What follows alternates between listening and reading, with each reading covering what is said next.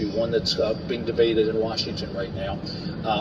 Tax the rich is a very popular sentiment. It's also now a fashion statement, I guess, which we've all seen. So when President Biden looks into the microphone and says, pay your fair share, what does that mean? It means that if you're one of the 55 corporations that literally paid absolutely nothing in federal income taxes in 2020, and in fact received $3.5 billion in tax refunds or rebates, or tax refunds, I should say, maybe you should pay your fair share. But here's the thing, if the tax... So, honey, when she says that, what does that mean when she says a company isn't, because I know how ours is like a pass-through entity, right? So I pay taxes on money earned. Is she talking about retained earnings? These companies do they not have retained earnings? Like, I'm trying to understand what she's saying when she's saying that. Well, first, just to start off with, I don't know what 55 companies she's talking about, so I can't speak to any of them specifically. Okay. But there are a number of reasons why a corporation would not pay income taxes. Now, if we're going to be... So again, I don't know what she's talking about, right? But if it's a corporation, the legal entity, a corporation, that means it is a individual legal entity apart from its owners and all of that other stuff, right? And so they have to have net income at the end of the year, number one, to have to pay income tax to begin with. And then they would also have circumstances where they don't get to take advantage of tax laws. So Ana Kasparian and people like her love to use things like loopholes and tax cheats and this and that, but really what the corporations are doing is taking advantage of the tax law. So if you don't like the tax law and you don't want corporations to take advantage, then change the laws. So as an example, corporations can get what are called R&D credits, or research and development credits. So if you are some kind of a business, say an architect, and you are doing something, your employees are cultivating and creating new ways of doing architecture or improving processes and procedures, if you can provide evidence of that and prove it, and there are attorneys and there's like whole other like companies who do this for corporations. So as an example, I'm an architect, say, and I've got $10,000 in net income. Well, I'm going to have to pay 21% income tax to the federal government on that. But I engage in all these R&D activities, and so I can get a credit or a reduction in my tax liability for those credits. So that's one way you could reduce your tax liability. Basically, you are rewarded by the federal government for innovating, as an example. I also might just pay all of my employees, let's say, a much higher wage than other places in my industry. And maybe I bought some new equipment and have no net income at the end of the year because I've paid out everything that I earned. I paid in expenses or purchases of new assets and things like that. And so I have nothing to be taxed on at the end of the year, as an example. Now, one thing that they also don't understand, and this is the benefit of being an accountant and having gone to business school and all this other stuff. You mentioned Ballistic Blade Entertainment being a pass-through entity. So partnerships, S corporations, sole proprietorships, things like that, aren't taxed at the business level. They are taxed at the individual level. So for Ballistic Blade, your income, whatever income is earned by Ballistic Blade Entertainment at the end of the year, is added to the income the taxable income of each one of its owners. Correct. So each partner pays their personal income tax rate on that money rather than the corporate tax rate. And oftentimes, especially when you're dealing with successful small businesses, those owners are actually paying more in income tax than they would if they were a corporation, because a corporation right now, as an example, is a flat tax of 21%. I believe the highest individual tax rate is something like 38.5% right now. So if I'm doing really well, if I'm a small business owner, say I own an S corporation or a partnership or a sole proprietor, and I'm making like $200,000 a year, I'm peaking out at my highest possible personal income tax rate, which is 15% more than what I would be paying if my business were a corporation. Got it. Interesting. She continues as she goes.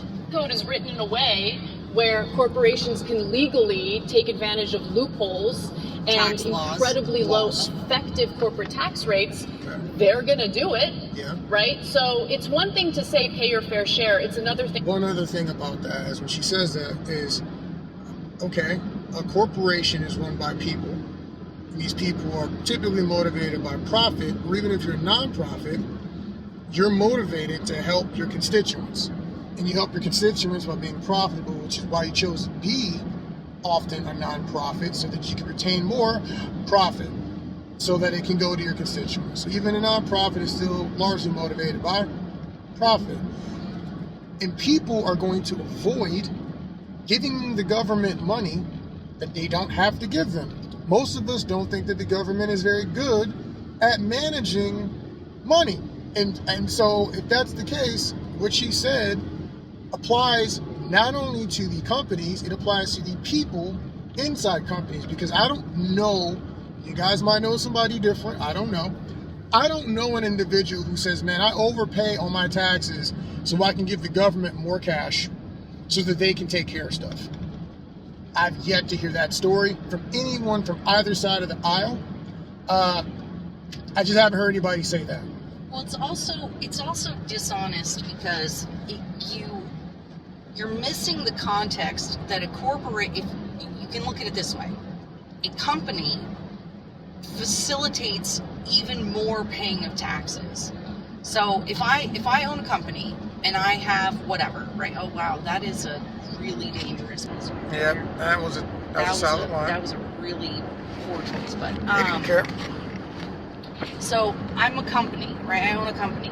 All of my employees pay income taxes. So every salary that I pay, those people also pay income taxes, right? So I pay income taxes as a corporation on my income tax. All of my employees pay income tax on their salaries. Then I also pay federal unemployment tax, state unemployment tax, and then if I have a saleable good, I pay sales tax. And if I don't have a sales and use tax certificate, I pay sales tax for the products and goods and services that I buy for my business, whether it's the office supplies or, goods and services that I have to, everything is taxed. And so you said, pay your fair share, pay your fair share. What does that even mean? When every single aspect of the business operation is taxed, licensed, even think about again, I'll use an architect as an example. You have to pay licenses and fees to the state, plus to the federal organization that you have a licensor for. Then you have to pay property taxes to the local government. I'm using an example of a client of mine that's in Austin, Texas, and we have to pay personal property tax on everything in the office. Every single aspect of that business is taxed from beginning to end. Now in Texas, their architectural drawings are not taxed, but in some states, architectural drawings they have to pay sales tax on. I mean, literally, and in Vermont, they're trying to make it so you'd have to pay tax on the service. So I would have to charge, as a bookkeeper accountant, I would have to charge income tax on my services. So what do you mean? What do you mean? And ultimately, in the end, all of those added taxes are passed down to the consumers. So all of the taxes that I have to pay higher salaries so that they can pay taxes to the government, and then they pay taxes on everything that they buy, and then I mean, what is a fair share? Well, she's going to explain the rest. Ana Kasparian, here we go. To actually write a tax code that is a little more equitable and ensures that everyone is in fact paying their fair share. Ben, what's pay your fair share mean? I mean, the obvious answer would be a flat tax, but the longer answer is that the United States has one of the most progressive income tax systems on planet Earth. Most of the systems in, for example, Northern Europe are far less progressive. The top tax rate kicks in a lot lower on the income scale because you have to pay for the large-scale social services. The people who are at the top of the income bracket in the United States, the top quintile, essentially pays all net taxes in the United States. Not some, not most, all. And the reason for that is because their tax transfer payments that are inherent in public services do not accrue to the people at the top of the tax bracket. They accrue to everybody else who's receiving that sort of funding. When we talk about higher taxes on corporations, we do not have one of the world's lowest corporate tax rates. We are somewhere in the middle. In looking at the OECD countries, we're certainly not the lowest on the totem pole in terms of our corporate tax rate. In fact, right-wing sources like the Heritage Foundation will say that it is much friendlier to do business in places like Denmark or Sweden in many cases than it is to do business in the United States. The tax rate's pretty high in Denmark or Sweden. It is, the personal income tax rate is very high in Denmark and Sweden. The corporate tax rate is basically near or on par with that of the United States. If we were to raise our corporate tax rate the way that President Biden is talking about, we'd actually have a higher corporate tax rate than China currently does. The notion that corporations ought to be paying tax at all, in my view, is mistaken, given the fact that the income is immediately either reinvested in the company or passed on to people who immediately pay all of that tax. By the time you actually receive your income in this country, the income's been taxed about 7 different ways. You're getting taxed through the corporation, then it's passed on to you as salary, which is taxed. If you invest it in the stock market and then you sell your stock, that is taxed as capital gains tax. When you die, the government taxes that as well. So how many times can you tax the same dollar before people? That is. And look, and Ana Kasparian is even laughing about it. But what is funny about that too is that I know we looked up when they talk about true tax rates, which blew my mind. I didn't realize this what they meant when they said this. True tax rate is basically, to give you an example, Jeff, I have a friend, right? He does stocks. He makes a pretty good income, makes 6-figure income. So he gets taxed on his 6-figure income, but he also does stocks. He puts a chunk of his money into the stock game. A lot of people came up during stocks at this point in time, which I'm all for that. I was riding Doge. I'm in AABB. I'm in all it. Rolling those dice. So, we're doing all this, right? Well, according to the government, if my friend makes $100,000 this year, or according to what people talk about when they say true tax rate, my friend makes $100,000 this year. Let's say he pays 30% in taxes on that. I don't know what the tax bracket is for $100,000. Let's say he pays 30% in taxes. Does the regular write-offs, yada, yada, yada, he's good to go. Now, let's say his stocks and investments, his wealth went up in his investments. This is not cash he has in hand. This is not something he can go to the store and buy. But let's say his wealth goes up, be it stocks or land. Often they talk about land and homes, things like that. Let's say his wealth goes up, stocks or land or whatever, by another $100,000. According to them, if he paid 30%, his true tax rate would be 15%. Because the value of the things that he owns went up $100,000. So now so to them, it's like he made. And they're saying. So to them, it's like they're saying he made $200,000. Right. Even though he didn't make $200,000, he doesn't have $200,000 at his disposal to spend. He made $100,000, and he paid his taxes on the $100,000. The value of his items went up. So to give you an example, there are plenty. If you were to do that to people right now in Austin, Texas, and I've read that on, I don't know if that was a New York Times article or something like that, talking about Bezos, Elon Musk, and who was the other person? Bezos, Elon Musk, and Warren Buffett. So in Austin, if you made $100,000 this year and you had a $200,000 property, and the value of your property, your wealth, went up to another $200,000 or $100,000, they're talking about you. Your true tax rate is. So all my Burlington people whose property taxes or whose property values just doubled, many of us, now you have to pay your personal income tax rate on that amount that the city just reassessed your house at. Or they think you should be taxed at that rate, considering you didn't either at the rate. I guess, are they saying that you should be taxed at the rate of someone who made 200 They grand? want that you would be Or taxed honestly. at your personal income tax rate. So that would mean your personal income tax rate would be the 200,000, not the 100,000. So I got it. So it would be included as personal income. Got it. So you might move up a bracket or 2 or 3, even Some though you people- didn't make the income. Some people potentially. are saying, oh, it's a percentage over this, or it's a percent, a wealth tax would only be a fraction of a percent, a couple of pennies per million. Oh, So okay. it's different schemes depending on who you hear talking about it. Yeah. But the way that they're calculating True tax rates is garbage. is dishonest, Not because to they're miss- saying that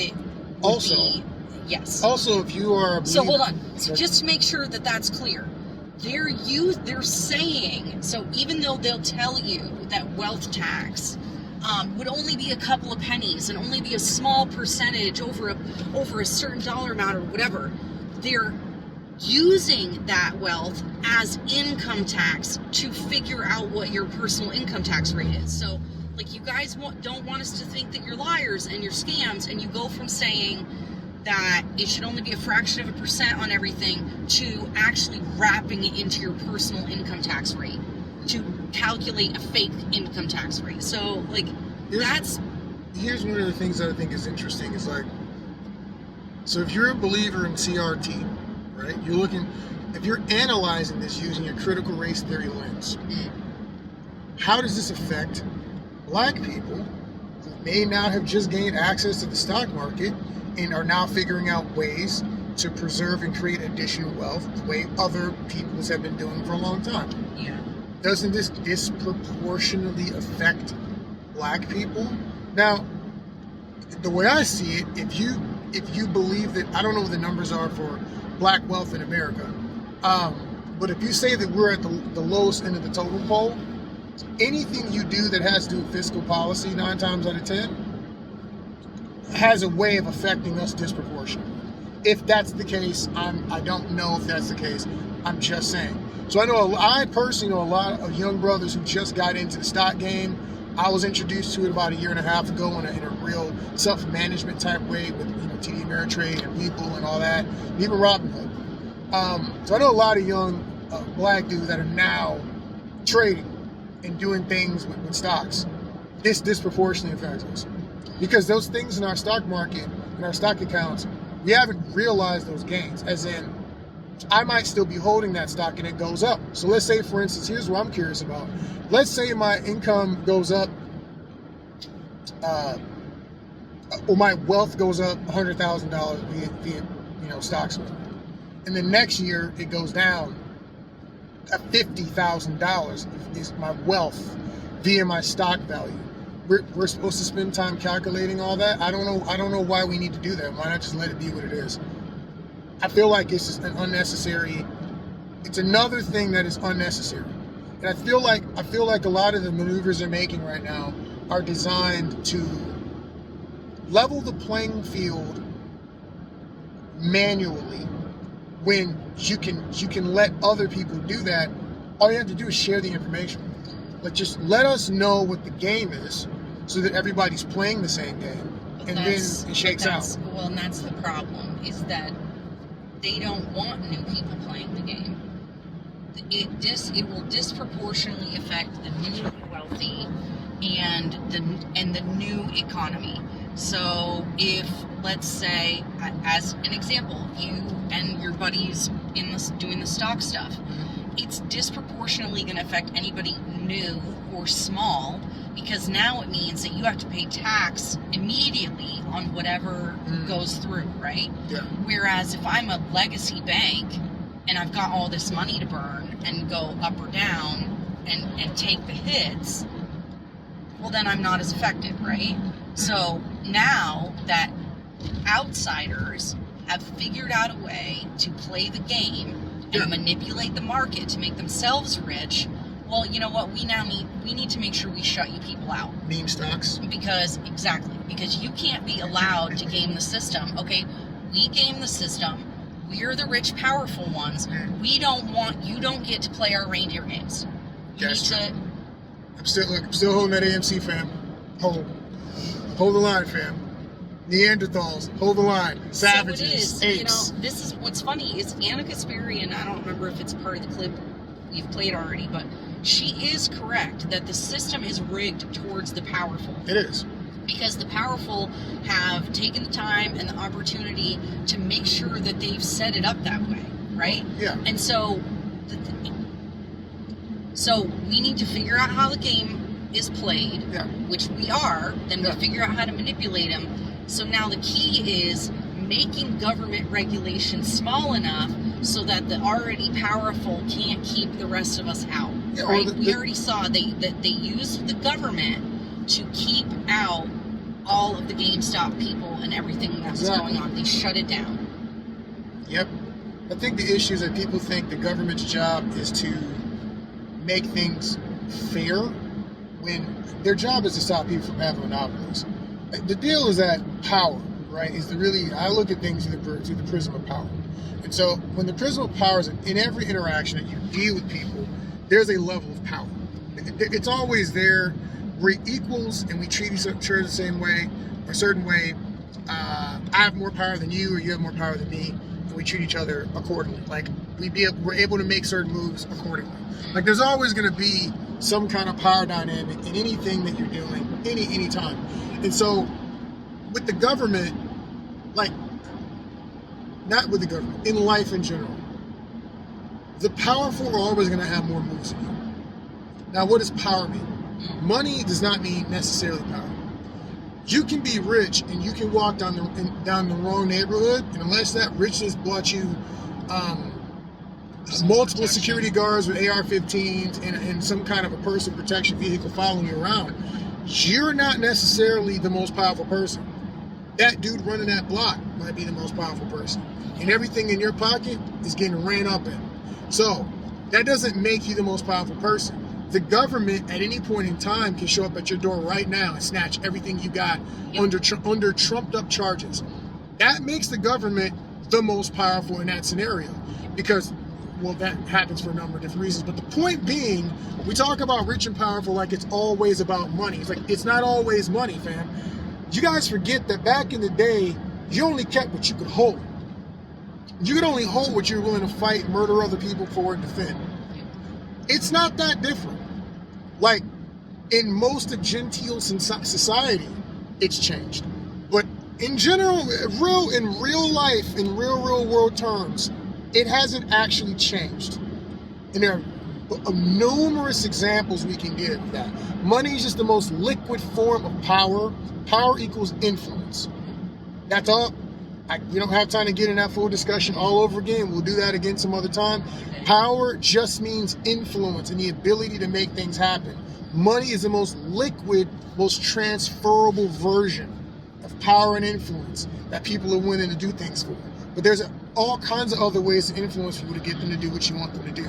So I think that part of the problem is when people talk about what the government's supposed to do, they're not supposed to allow individuals to design monopolies of power. Like not supposed to be able to pick winners and losers. Correct. They're not supposed to pick them at all. But, I mean, we do pick winners and losers. As humans, as citizens, we pick winners and losers. That's when companies go out of business or whatever. So I'm not really into bailouts and all that kind of stuff. It's not fair because the small companies aren't entitled to those bailouts. I don't think that that's fair. I don't think that that's... Someone should have slapped Obama's mouth when he said that the banks were too big to fail back in 2008, 2009. That's not fair.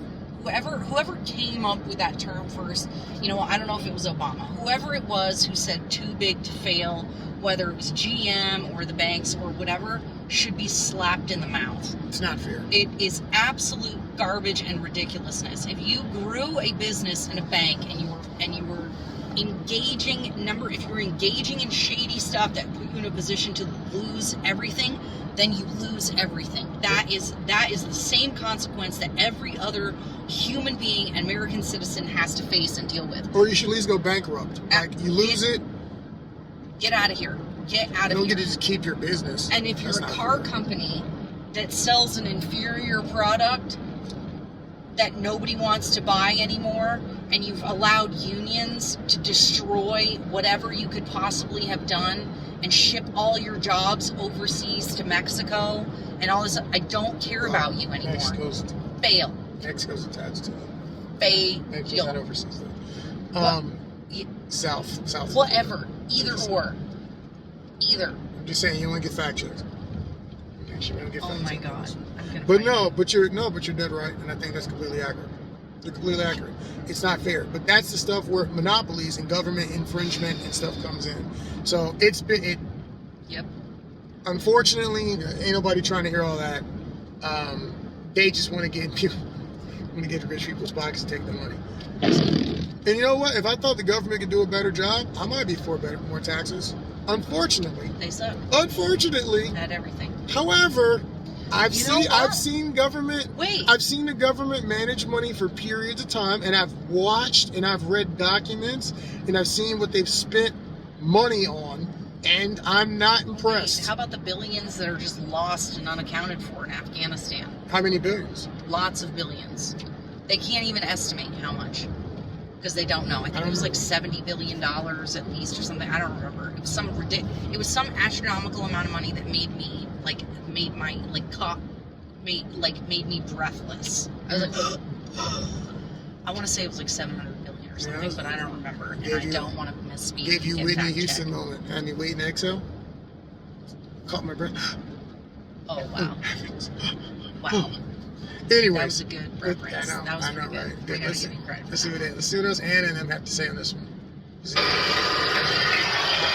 Let me. I'd like to respond to that, though. Okay, go ahead. Go ahead.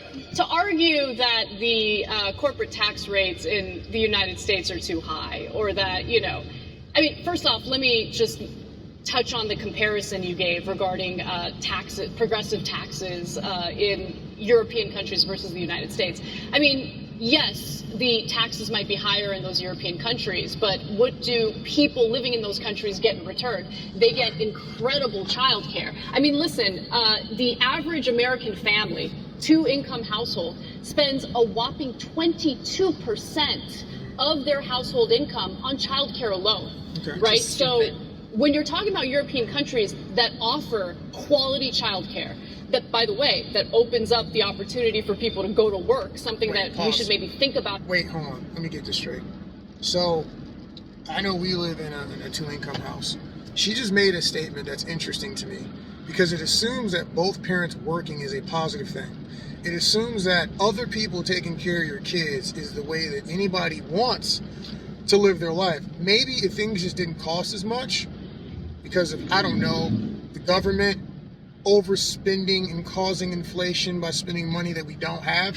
Maybe if we didn't have that issue, we could go back to times where people lived off a single income and worked if they wanted to outside the house. See, that's the problem though, Benjamin. You're not taking into account single parents.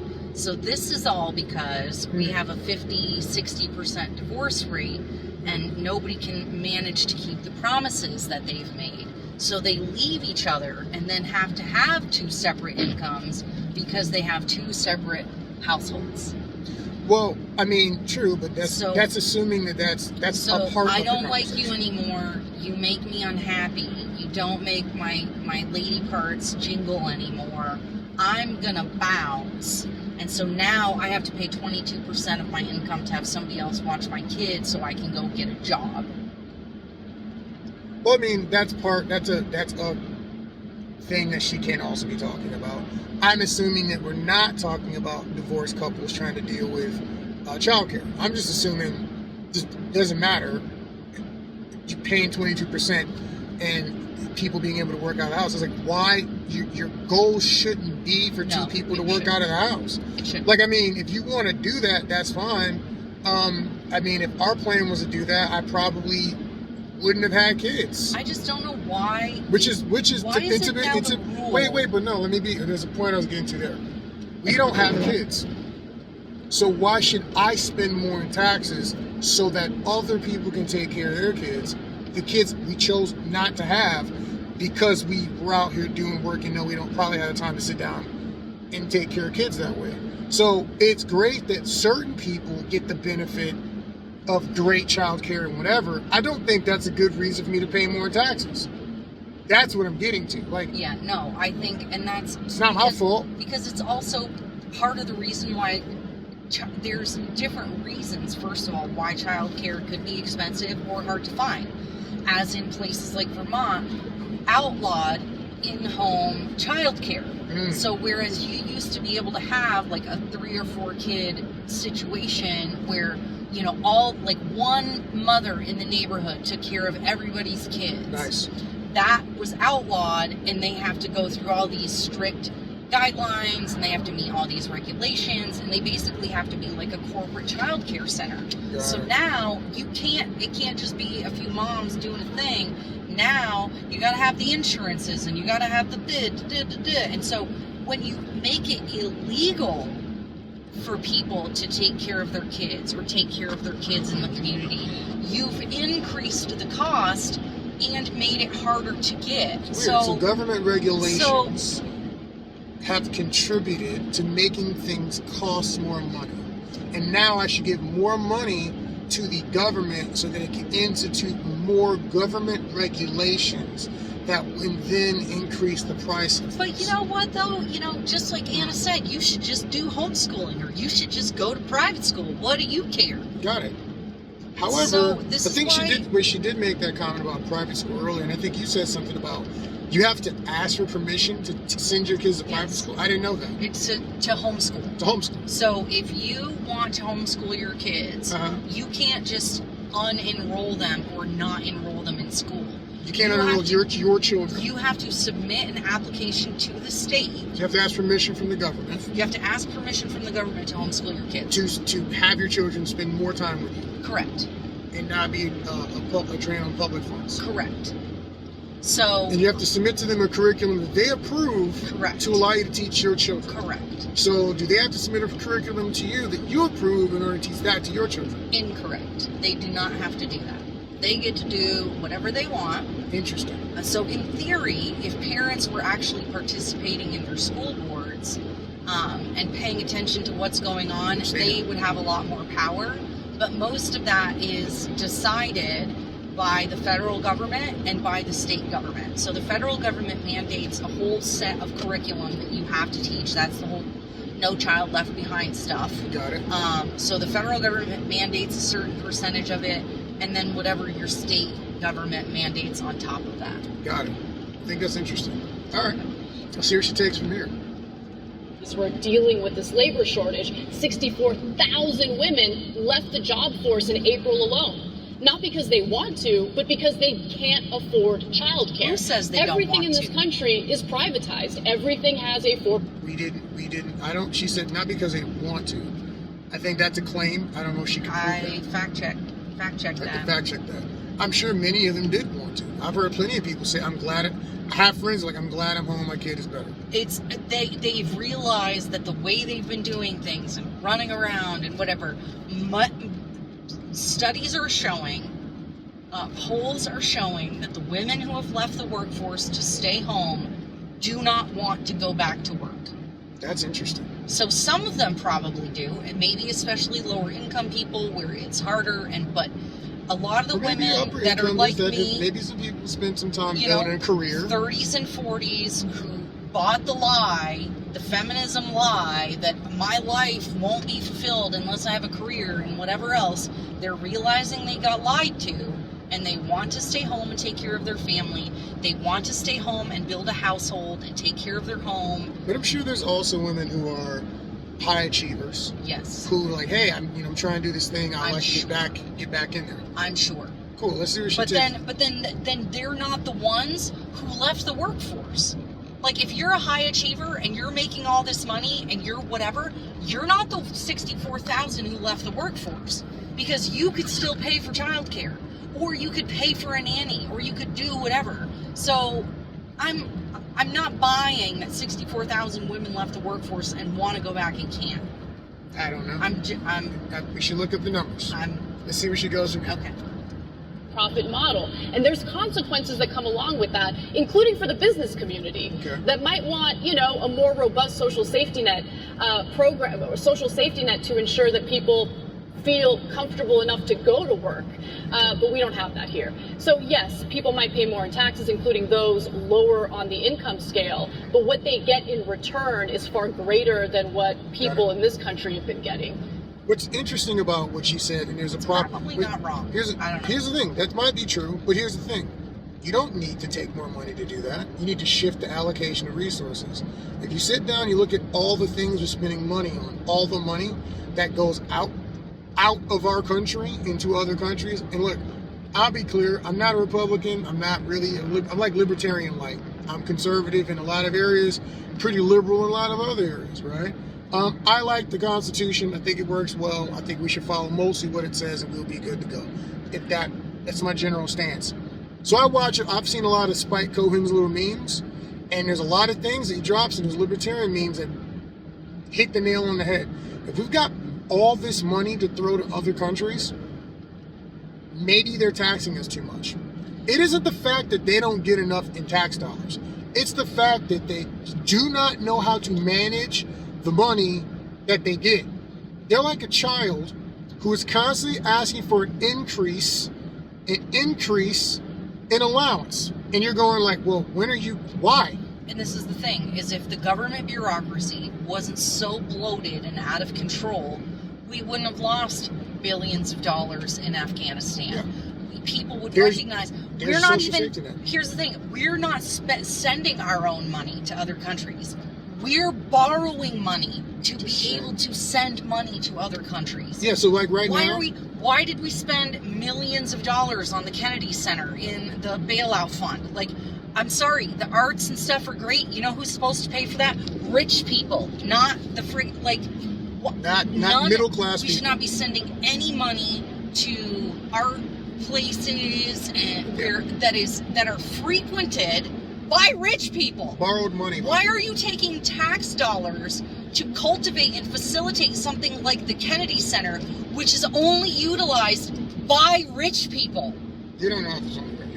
Oh, Lordy. You don't know who goes to those museums. The majority of the people who utilize facilities like that are well off. That's a strong argument. And we're subsidizing. It's a strong argument. We're paying farmers to throw out food, to dump and burn food, and or to not grow things. Like the way, and all of this stuff is the federal government. Correct.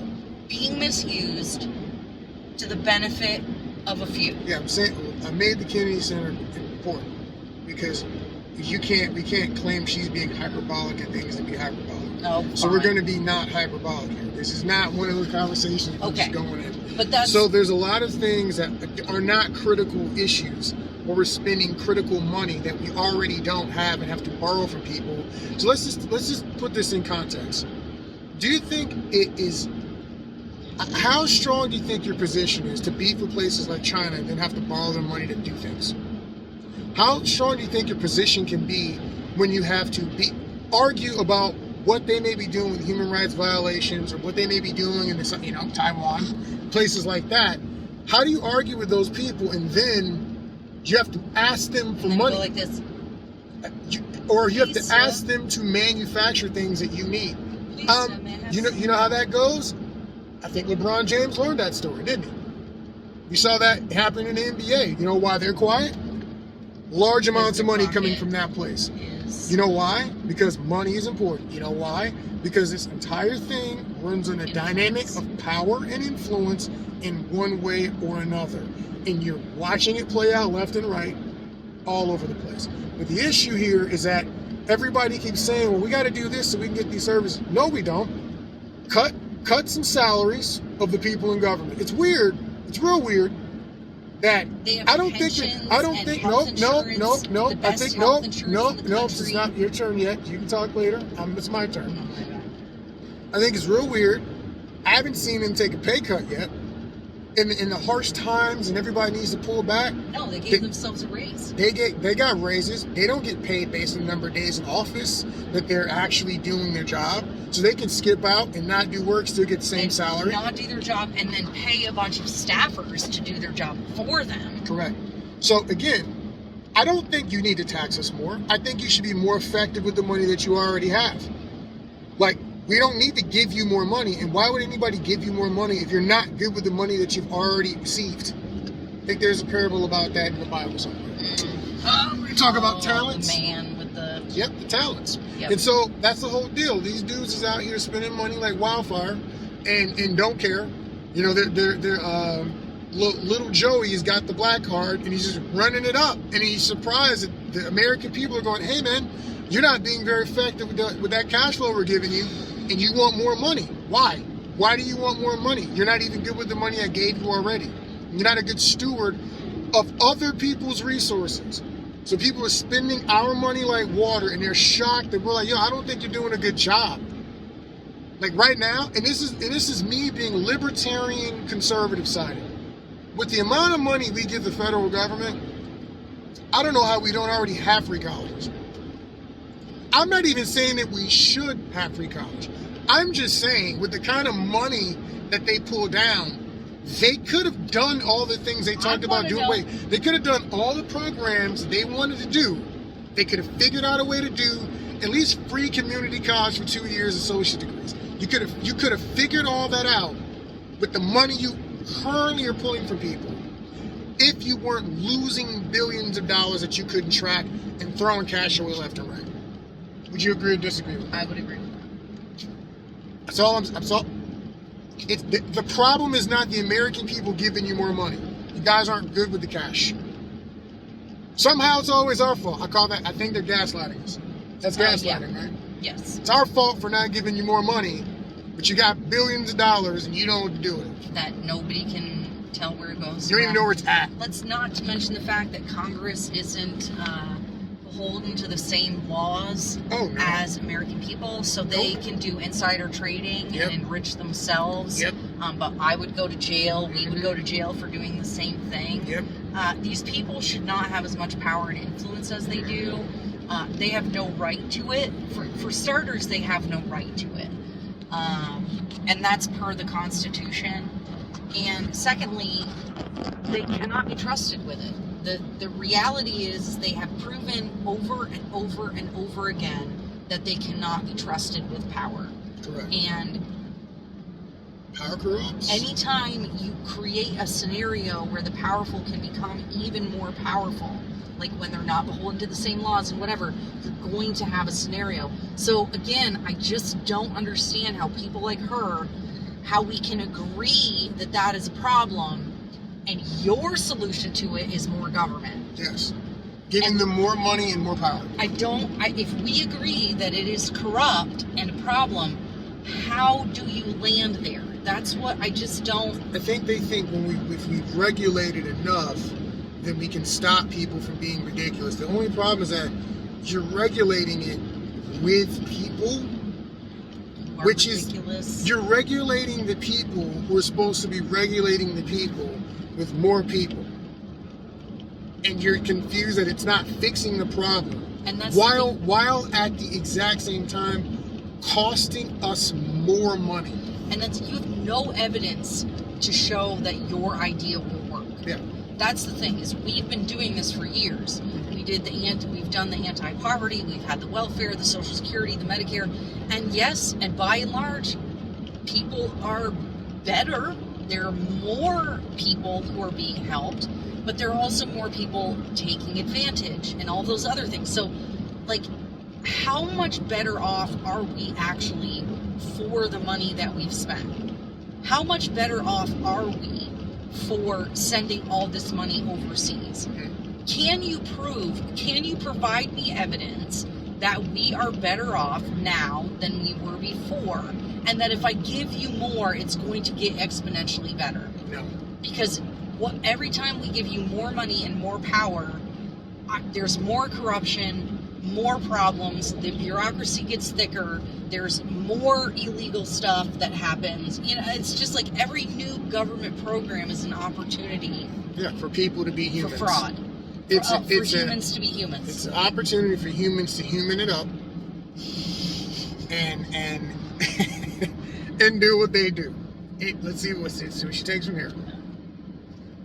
The United States has spent, since the beginning of the war on poverty, some $22 trillion in the war on poverty. We spend an awful lot on social services in this country on a per capita level. In fact, it is very much on par with what the European countries spend. It's just not spent particularly well. When it comes to things like child care, a very young Elizabeth Warren, before she became Senator Elizabeth Warren, specifically wrote about universal child care, and she said that it actually was contributing to what she called the two-income trap in a book that she wrote in the early 2000s.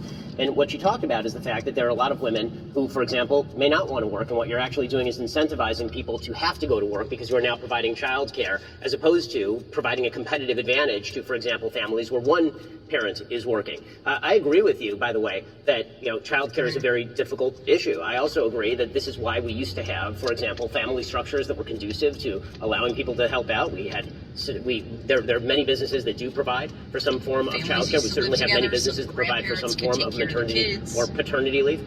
The European countries, which obviously have been used as a model by a lot of folks on the left, between 1970 and 1993, they experienced exorbitantly low rates of growth. And the reason for that was because they radically overburdened their social safety net systems. It created enormous social problems. It created enormous immigration problems. They had to scale a lot of those back.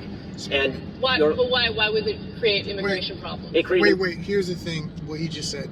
Some of you might get this, some of you might not. I'm seeing a lot more about this energy on the internet right now. Life is a team sport. Now, whether or not that's blood relatives, a group of friends, a commune, whatever you want to do, life is a team sport. So what happens if people are in a family and you leave where your family is to go off into the world to conquer it with you and maybe a spouse? It's two people against the entire world conspiring against you. You have to find a job or whatever and build a new tribe to be able to continue your fight to take over the world.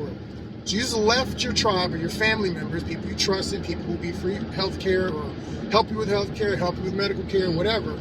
You could have been on a little small, not a farm, but maybe a neighborhood where 2 or 3 of your cousins live. Something like that.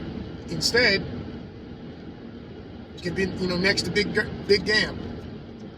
I know my grandmother watched a lot of the kids. So instead of doing that, you went out and now you have to pay child support, either because you want to live in the city or you want to go somewhere fancy, or maybe there's some opportunity that's out there that you need, but you couldn't convince people to come with you. The point is, life is a team sport. What's happening is that people are choosing to live life like it's an individual sport. And it's not. And so it's not working out for you. So even amongst my friends, we talk about, hey, let's get some money, let's buy a piece of property. Let's have multiple families live on one piece of property. Let's have somebody's going to get some eggs or some chickens, and we got eggs. We don't got to even worry about that. Hey, the kids will be able to hang out. One person. There's a lot of things you can do as a team that other cultures do, other societies do. There's some cultures where the kids don't move out of the household till they're ready to marry. At least till after college. Everybody lives together for a while. Or for long periods of time. We don't do that. That's why I know you can't help it sometimes, but that's why back in the day there was no old folks home. You took care of your relatives, however you took care of your relatives. You had the mother-in-law apartment above the building or whatever you had to do. All of that stuff is changing, and we don't realize that those changes have consequences. And those consequences we're living with right now, people are starting to realize aren't awesome. And so we're complaining that now, since we've changed the way we move, we want government to fill in the gap that society and community used to fill in. That family and your church or your social group or your neighborhood. Here's the thing. Pithy and Cassie, I don't know much about them, but plenty of people did things like that. Here's the deal. Do you know your neighbors? Do you even know if there's a stay-at-home mom in your neighborhood? Do you know everybody in your neighborhood on the block? Do you know your neighbor? Could you get together and even set up something like what I'm talking about? No. You went and found a daycare. I'm not saying that's a wrong decision. I'm saying making decisions like that put you in certain scenarios. And so now people like her think the government has to facilitate these new changes and norms. What does that mean? More people have to administer more laws, more power to the government, more money goes to the government to implement those plans, more regulation happen. I don't think it's a win. Every change there's a consequence to these changes. Cycle. State immigration problems because a lot of people were coming specifically for the benefits. Yeah. Okay. Well, yes, that would be to my point, which is it creates more problems very often than it's helped. Sure, I guess that's a. Yes, if I put a free donut sign in my shop, people will come for the. No, but if you have a robust, if you have a society that actually takes care of its workers, right? If you have a society that makes your life a lot easier, people are going to want to immigrate. It's part of the reason why people wanted to come here. People are going to want to live in countries that have both economic opportunities, but also social safety net programs that. Again, just make your. We talk about freedom. Okay, Parson. People did not come here because they take care of their workers. I don't know anyone who. I know a lot of immigrants. None of them said they come here because they're taking care of their workers. In the sense that it's maybe better working conditions in the place they live, sure. But it's not because they're getting taken care of. They came here to make money. Yes. Opportunity to make money and typically to be their own boss. Most immigrants I know, they come for opportunities to figure out ways to hustle because in their home country, those opportunities don't exist as robustly as they do in America, or are illegal, or are so corrupt. I've had many people tell me about, to start a business in this country, you got to pay the bribe. That's how things work. It's not codified. There's a dude in the office, you don't pay him the money, you don't get the license. So I don't think she's totally accurate. No, the rule of law is one of the big things that people cite. Immigrants, legal immigrants particularly, who are the entrepreneurial ilk, talk specifically about the fact that they can trust, by and large, that people aren't going to come loot their store. Now, last year was a different story, but they could trust people aren't going to come loot their store and steal all their stuff without repercussions. They, like you said, they're not having to bribe people. There's laws in place that protect business owners from the government and from people, in better or worse depending on where you are. But that the rule of law, our laws, and trust. What was I just listening to? They were talking about there was Thomas Sowell. Was that what it was? The study that was, it was Wealth, Poverty, and Politics. Great book. They did a study about measuring trustworthiness, and the United States was super high up above other countries because... Many other countries, not all. Not all, but many, because people know that there is a mechanism in place to enforce those laws. And so people, by and large, will act right because they know that they want other people to act right, and there is an expectation that you act right. Correct. Whereas in other countries, they build in bribes and things like that into the cost, and they know they're going to get stolen from, etc. They plan to be ripped off. Well, one of the things that she's saying, that again, the libertarian side of me, the capitalist side of it. Can we just try doing government or doing America 1 year, just following the rules and teaching everybody the rules for a generation? So right now it's it's all about protecting your workers. It's okay. Or what you could do is you could teach everybody how businesses work, LLCs and corps.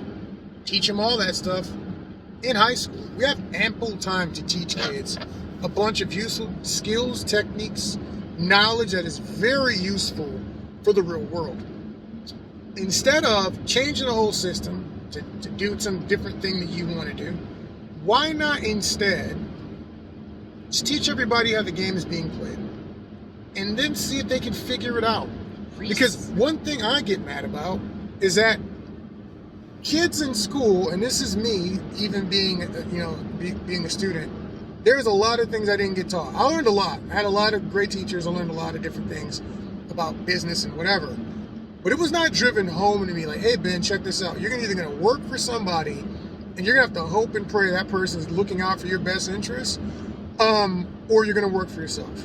And I have a saying, and it says, people always say, don't put all your eggs in one basket. My saying is, always make sure you have more than one basket. And make sure you're holding the handle on at least one of those baskets. So you want me to put all my eggs, or my eggs into 2 different baskets, but they're both jobs held by other people. I don't even control my stock options. I don't even know what they're being invested in. I can't even become a day trader. Made by the company to Exactly. ensure that they're going to be a going concern. I wasn't taught any of that. I had to learn all that stuff outside of school from rando people in the streets. And so I think if people are more prepared, and this is scholastic as well as this is a parental issue. If you have children, there are things you should be teaching your children that the school is not going to teach them.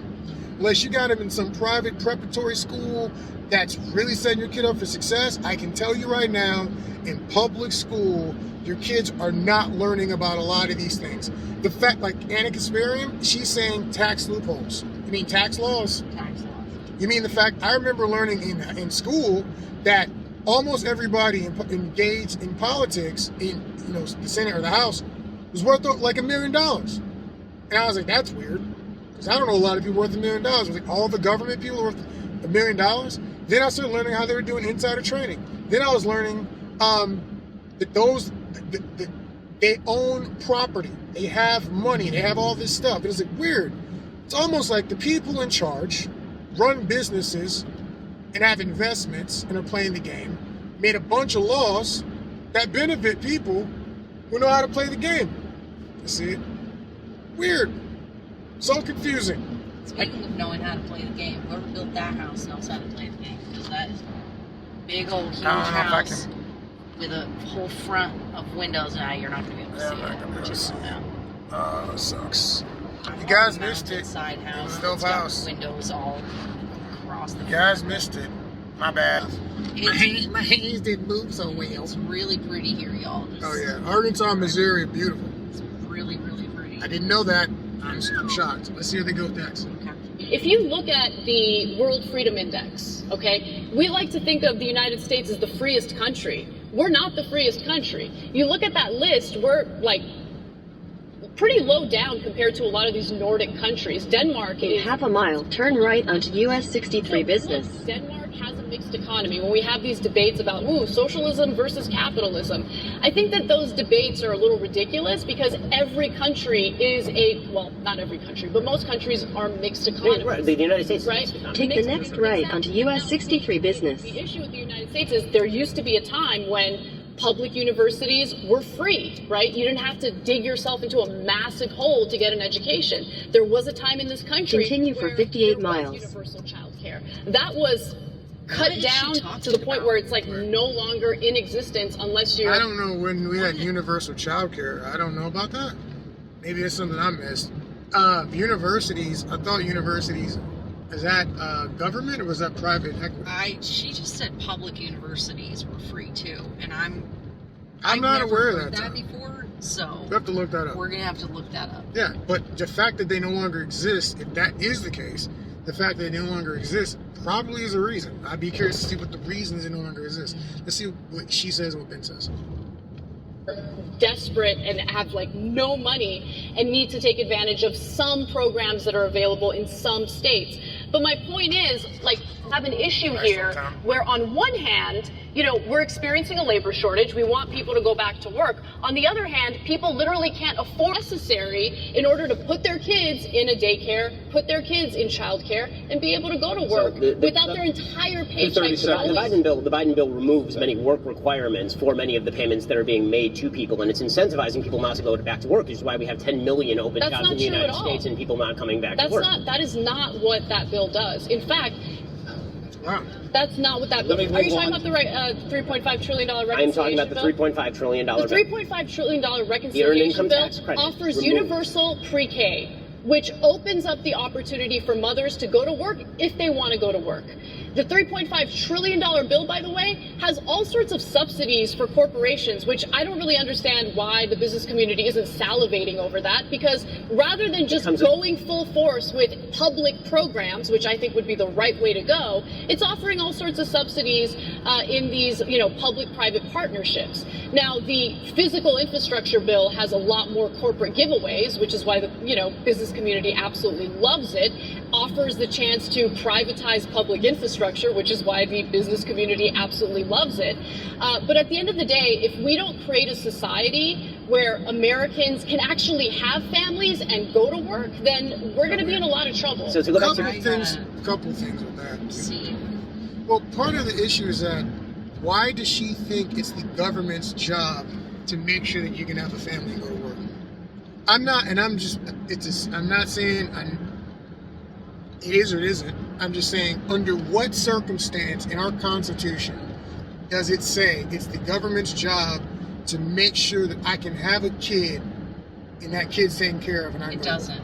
There is no charity in the Constitution because it was never to be the purview of the federal government to take care of people. You'll find it nowhere in the Constitution. That's a very interesting opinion to have. And here's my problem with a lot of people. And I want to say this because this is also important. The Constitution, right, the one that we have right now, that is the contract under which everybody is living, laboring. For the 37 years I've been on this planet, I have labored under the belief that we're supposed to be trying to follow that contract. If people can just show up now and just violate the contract and you don't think that contract matters, that is a problem. When you start telling me what it needs to be about, you're changing the rules of the contract. Yep. And that is a problem because everybody isn't agreeing with you on that. Like the whole country didn't say, you know what? Yeah, I'm with that. That's a better contract. I like that deal. It's like, no. My whole life has been based on the contract this way. We set up to move this way. I thought it was about freedom.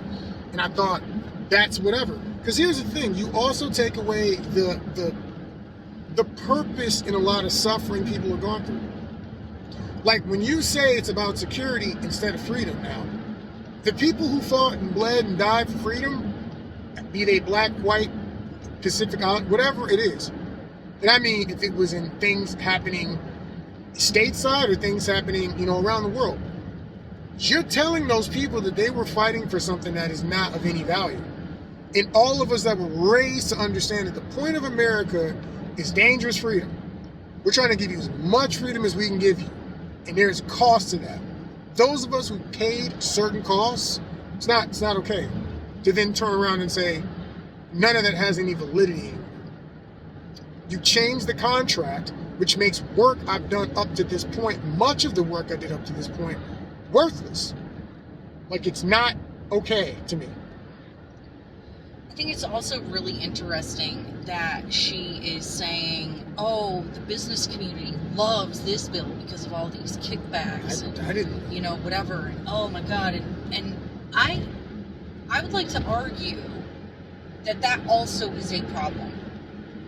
Yes. If the government is doing something that is making a corporation salivate, I think that is a problem. It's probably problematic. Because what that means here, because here's the thing, is that is not public, and I'll have to read this to make sure I'm not convinced that she's telling the truth, or I'm not convinced it's working the way that she's saying it is. But normally what it means and why they might be salivating is because what they've just been told is that they're going to get lots and lots of federal dollars.